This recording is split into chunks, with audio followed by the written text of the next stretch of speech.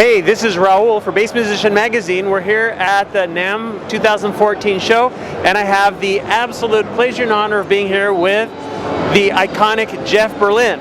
Interestingly enough, when I was doing a little research on you before the show, I looked in Wikipedia only to find one of my own quotes describing you. And that is, anytime I bring up your name, there's a ripple in the force. Is that you? Of all, that was mine. Beautiful comment. Of all the comments, the lovers and the haters and everybody comes up, and it's great to have a moment here to talk to you.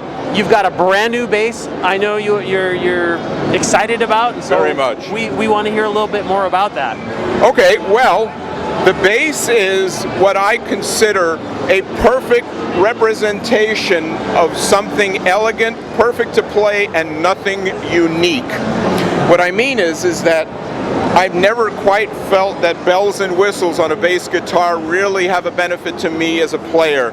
I've never quite understood why these new innovations would make me choose how to play better or choose notes. What I always thought of bass is the least fighting against you type of instrument that you could have. That is, where the strings don't buzz against the frets, where the action was reasonably low, where the tone was reasonably bell-like. And I found it in this wonderful instrument called the Rithimic that Cort built.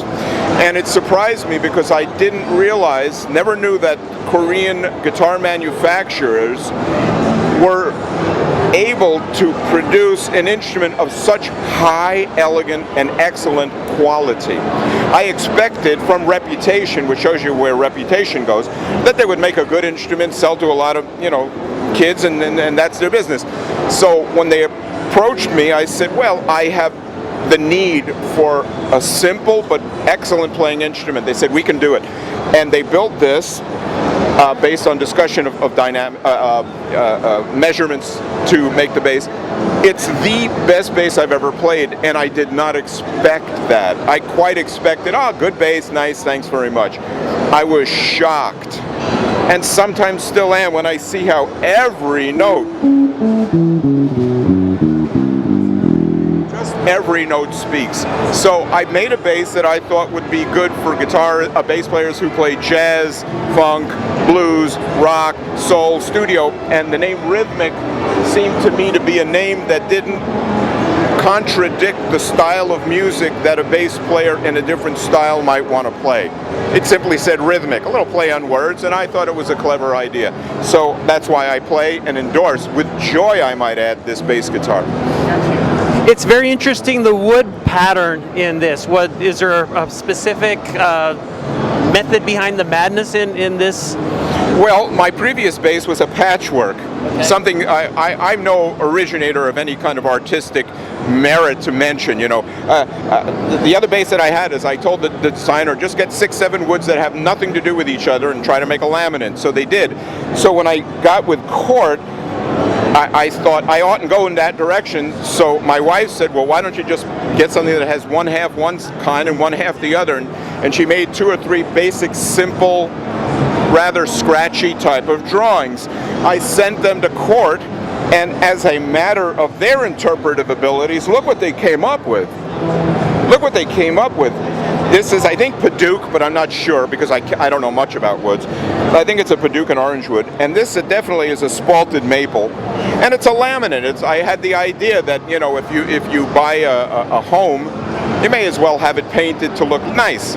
So this is my instrumental home, and I got and received this laminate where it plays, where it looks lovely in order to make an interesting appearance, probably satisfying to a player to know they're playing a very beautiful instrument.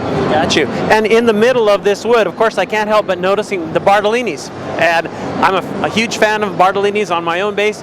I understand you've been really thrilled with your Bartolinis for quite some time.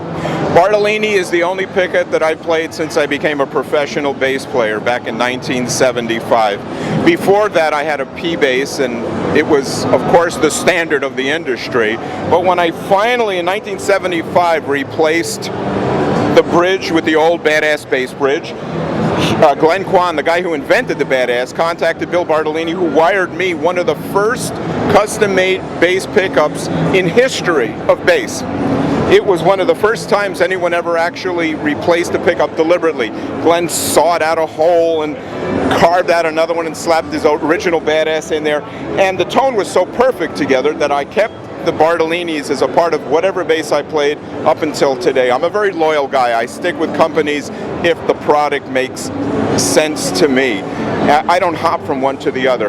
But Glenn Kwan, the Badass Bass Bridge company, went out of business, and I was prepared to stay with the Badass, having no intention to get another bridge. But Mick Donner, the great luthier, suggested Jeff Babbitt's bridge, the new one, and it's such a special bridge that he patented it. It's really that special and that much an improvement on my bass tone than any bass bridge I ever imagined. So for me, I'm grateful to have the opportunity to have a Babbitt's on the bass as well as these Bartolinis. My bass is lean, simple. The bass should sound good, not fight me. And if I sound good in today's show, I'll take the credit. And if I don't sound so good in today's show, well, I'll take that too. So it's on me, it's not on the bass. And often basses fight us and don't quite allow us to play the way we feel in here. This bass has a low action, it's a beautifully legato and funk oriented and rock oriented instrument, so I'm quite pleased with it. Excellent. And now that you've got this fabulous bass, you have any new projects or anything that are coming up in the future? I'm going to do another Jeff Berlin record. Scott Henderson, Dennis Chambers, and I are talking about doing another record together. I have some tours coming up, clinic tours. Actually, my stock has gone up, which is an interesting thing because as you get older, who cares about bass players? But my thing is that more pop and rock guys are noticing me, which is interesting because my rep is I only like jazz, and I do if I lead a band. But I love other kind of music, and people are taking more notice, so I've been getting calls. I'd rather not say right now because we're still talking. I don't want to jump the gun and, say things. But I am very fortunate, very lucky. And I'll add one little thing. I love what you said, like the bass universe, they love them, they hate them, they're mad, they're this. Let me tell you what I believe is going on. I'm a guy that stands for music and music education. That's literally it. What has happened is people have enmeshed music and art when they don't belong together. So I simply said, if you invest money, get what you invested to get.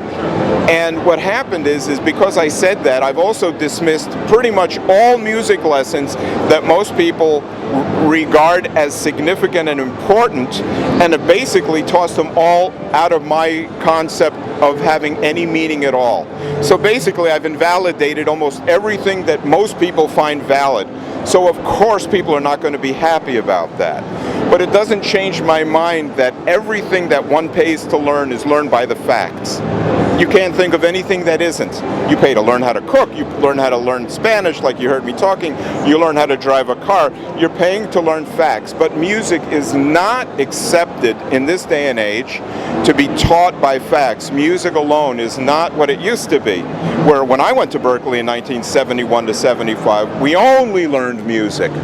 It was the only thing the school was based on. So I became what I became, ironically, through a Berkeley lesson of life and a lesson of musical regard. Music is the only thing that when you pay is what you should learn. And because I invalidate very well-intended and very kind people who teach from a real interest, because I kind of dismiss it all, I can understand why people are mad. But I don't apologize for it, and I don't take it back, because people's careers are on the line and their improvement in music is on the line. So for the sake of maybe not being very popular among educational pundits, I'll take it on the chin. But I think that that's basically it. Well, there's no question that you know exactly what you're talking about, and I respect your opinion immensely. Again, I think conversation is a really important thing, and as long as we're talking about it, we're going to think about it and maybe do something different instead of just kind of trogging along the way we have been. So thank you so much for your time. It's been such a great pleasure. Do you want to carry us out with a little bit of the sound of this bass? Okay. Oh boy, what do I play? What do I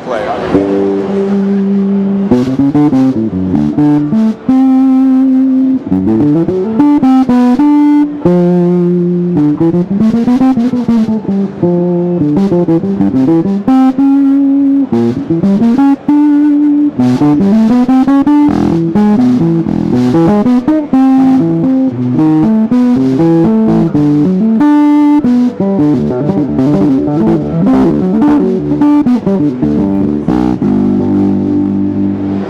cool. You've heard it here at NAMM 2014. Raul Amador for Bass Musician Magazine. My pal Jeff Berlin. More about his bass on CortGuitars.com. I memorized the website so you wouldn't have to. Thank you. Oh, there I helped. I don't even know, like, what if I put my shoes on today, I'm so tired. Let me think. Well, my mind is butter. There we go. Well, thank you much. There we go.